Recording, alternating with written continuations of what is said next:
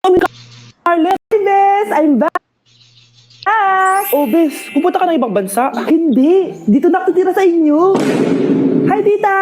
Anong ulam? Samantha, halika na dito, Be. Niluto ko paborito mo. Yan yung gusto ko sa'yo, tita eh. Oh, Scarlett, lagay mo na nga to sa kwarto ko. Kwarto mo? Ang kwarto ko ay ang kwarto mo. Wawa. Ano kaya pwede kainin dito? Ano ba yan? Bakit walang laman? Grocery naman kayo, Bes. Sorry po, ah. Nakakahiya naman sa'yo. Mahiya ka talaga. O, ito na lang lutuin mo. Walang ya talaga tong babaeng to. Lagyan ko kaya to ng lason. Ay, tita, sobrang lakas uminom niya ni Scarlett. Tapos puro lalaki pa yung mga kasama niya. Aba, humanda talaga sa akin yung babaeng yan. Walang yatong si Samantha. Sinisiraan pa ako sa nanay ko.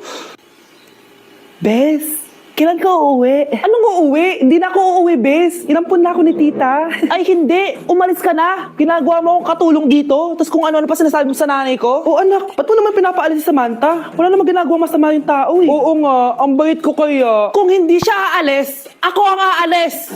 Friendship over na tayo, Samantha. Lalayas na ako sa bahay na to. Para mas anak pa ni nanay si Samantha.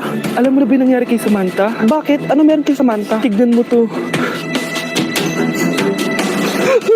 Nay! Nay! Oh, di ba lumayas ka na? Paalisin mo na yan si Samantha! Sino siya, anak? Tinawag mo bang anak si Samantha? Ay, hindi ko alam, Nay. Paalisin mo nga yan. Hoy, babae, kung sino ka man, umalis ka na dito.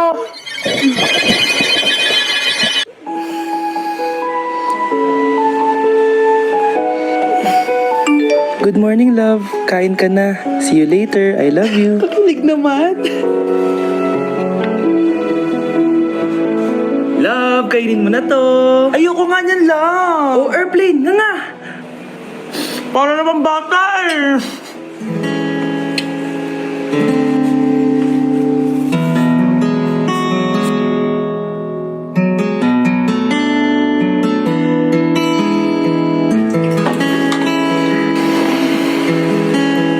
Horror papanoorin natin, love, ah. Ayoko na, nakakatakot, love. Ayun na, ayun na.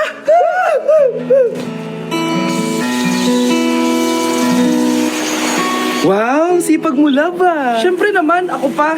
O, eto. Ah, nakakinis. Pinasama ko. Akin na nga yan. Aba, gumaganti ka. Halika dito. Ah!